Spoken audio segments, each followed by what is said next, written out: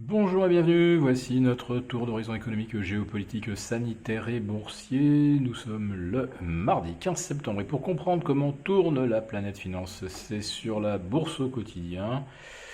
Et l'épisode du jour s'intitulera Peut-on aller beaucoup plus bas que zéro? Alors c'est la question que l'on se pose à la veille du communiqué de la Federal Reserve. Alors on n'attend pas d'annonce spectaculaire, la Fed ayant pour tradition d'observer une forme de neutralité à moins de 2 mois des présidentielles, et on est même qu'à 6 semaines désormais. Donc la Fed n'annoncera rien, mais elle peut tout de même faire part des débats internes, et parmi ceux-là, celui qui risque de revenir rapidement sur la table, c'est est-ce qu'on peut envisager des taux négatifs, taux directeurs négatifs, comme au Japon. Alors, le Japon, on n'est quand même pas allé très très loin dans la négativité, ils se sont arrêtés à -10. En revanche, les Suisses, eux, sont allés à -75.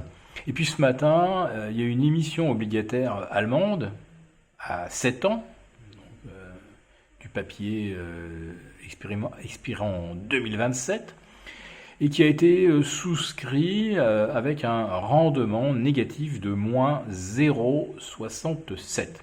Donc déjà pour justifier un tel rendement, il faut supposer qu'il n'y aura pas d'inflation en Allemagne d'ici 2027.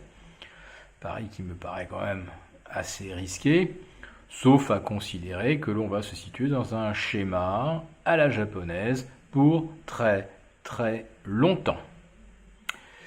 C'est un schéma où l'État monétise la dette, naturellement.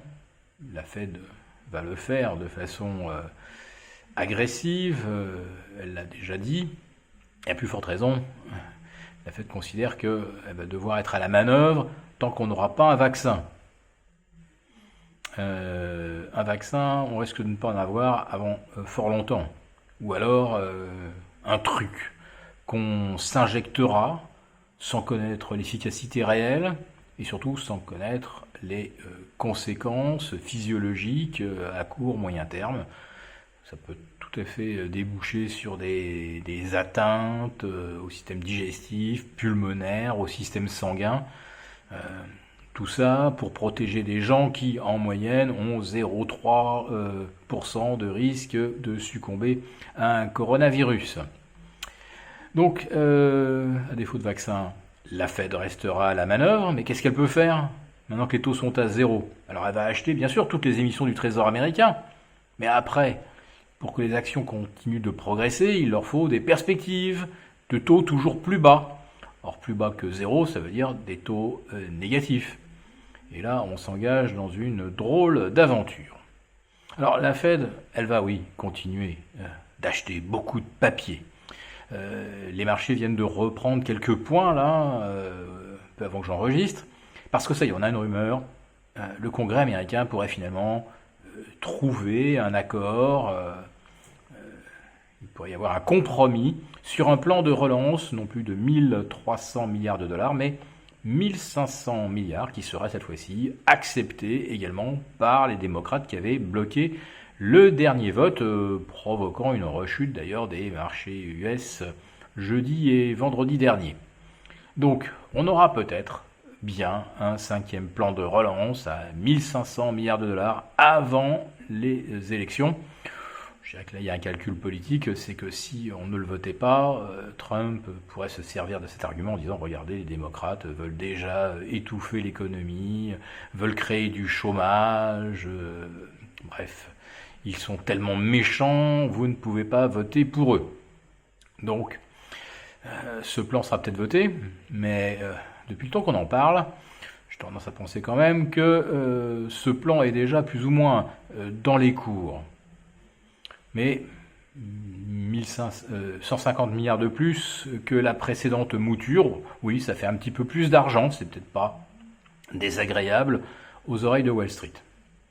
Mais d'ici vendredi, ce qui va compter surtout, ce sont les préparatifs techniques de la séance des 4 sorcières vendredi.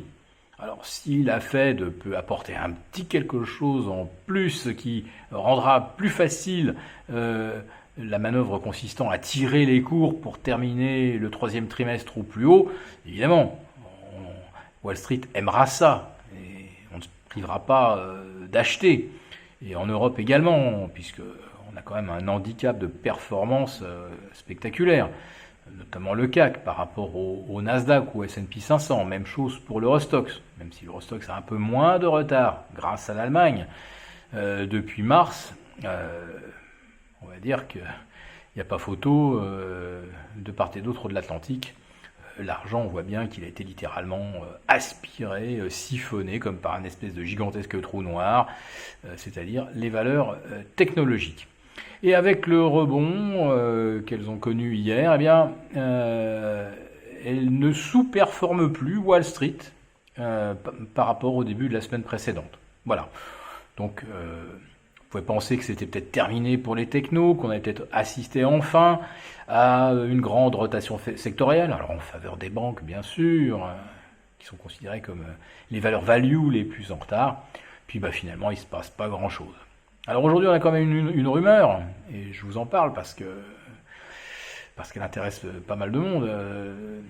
Peut-être une fusion géante entre UBS et le Crédit Suisse. Alors là, évidemment, ça serait le coup d'envoi d'une vague de concentration à l'échelle européenne. Toutes ces fusions qui n'ont pas pu se faire, qui ont été évoquées, qui n'ont pas abouti. Société Générale, une banque espagnole.